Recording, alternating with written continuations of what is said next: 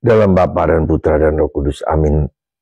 Allah Tritunggal Maha Kudus, terima kasih Engkau selalu mendampingi, membimbing, menuntun, dan mendorong kami untuk menghayati keputraan-Mu,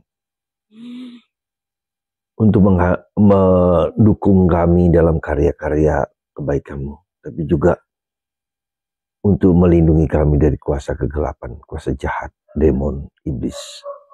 Bantu kami ya Bapa untuk berani menghadapinya dan melihat dengan jelas tantangan dan godaan itu. Terpujilah nama-Mu kini dan sepanjang masa. Amin. Para saudara, setelah Tuhan menciptakan alam semesta, menciptakan manusia, sekarang kita melihat satu sisi lain dari kelemahan dan keterbatasan manusia adalah bahwa dosa. Manusia tidak taat kepada Tuhan. Apa yang diminta Tuhan dilanggar oleh manusia sehingga Adam dan Hawa jatuh dalam dosa ketika melawan Tuhan. Dan karena itu dia karena juga dipengaruhi oleh si iblis, si demon, si ular, dan seterusnya. Saudara, saya mau mengajak Anda untuk lihat misteri dosa. Dosa memang tumbuh juga karena kelemahan kita. Karena keterbatasan kita. Karena kita juga terbuat dari tanah liat yang rapuh, yang jatuh. Yang tak dapat melihat segala sesuatu dengan baik. Dan itu terjadi pada Adam dan Hawa ketika si iblis, si ular menggoda untuk memakan, untuk tidak taat kepada Tuhan. Memakan buah terlarang yang dilarang oleh Tuhan. Dan manusia terpengaruh, terperangkap oleh dosa itu, oleh ketidaktaatan. Ada dua hal yang menurut saya penting kita rasakan adalah pertama, bahwa karena dosa manusia pertama, dosa manusia itulah yang membuat manusia hancur lebur, juga karena pengaruh demon. Nah, pengaruh iblis.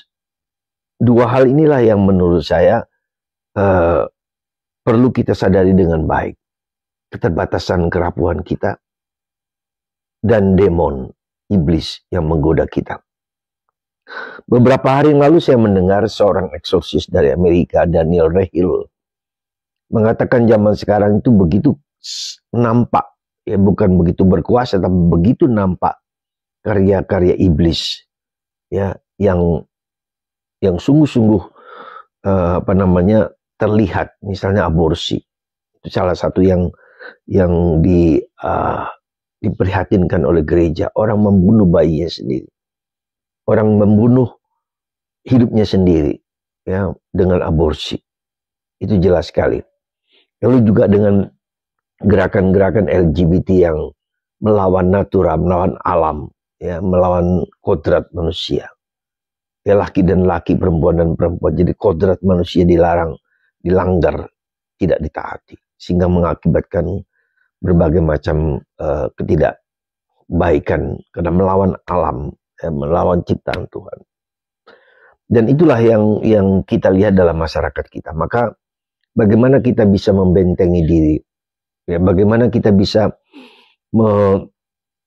membuat diri kita tidak terpengaruh dan tidak terperangkap oleh hal-hal yang menghancurkan manusia. Seperti misal juga ya, kegiatan-kegiatan yang kita nampak hoax. Ya. Jadi kita lihat hoax, kebohongan-kebohongan yang dianggap menjadi kebenaran.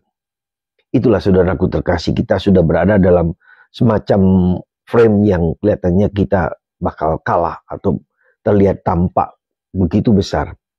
Karena itulah tahun jubilium peziarahan ini menunjukkan kita berziarah, kita berjalan terus, ya, kita melangkah terus, tetapi melangkah itu dengan penuh harapan. Meskipun kita melihat di luar ada banyak tantangan, godaan, tapi kita tetap berharap, bersandar kepada Tuhan. Dan itu kesempatan tahun jubilium ini, kesempatan bagi kita untuk mengubah cakrawala dan cara pikir kita yang seringkali sudah dipengaruhi oleh zaman, oleh HP, oleh framework tertentu, dan seterusnya. Karena itulah dalam bacaan Injil hari ini, kita mendengar bagaimana seorang yang bisu tuli, yang tak bisa mendengarkan, yang tak bisa bicara, ya. Karena ketika bisu dia tidak mendapatkan sesuatu, dia punya dunianya sendiri. Dan Tuhan menghancurkan itu. Sehingga Evata terbukalah, dia melihat dengan mata yang lebih jelas tentang keadaan dunia. Meskipun tidak selalu sempurna. Tetapi itulah yang Tuhan mau katakan kepada kita. Bukalah, terbukalah realitas kebenaran yang sejati. Ya, apa saja yang disembunyikan di masa lalu akan terbuka lebar. Kejahatan-kejahatan yang disimpan dengan sempurna akan terbuka dengan lebar. Semoga kita semua hari ini, saat ini, mohon rahmat untuk dibukakan, mengerti apa yang sebetulnya Tuhan inginkan bagi kita.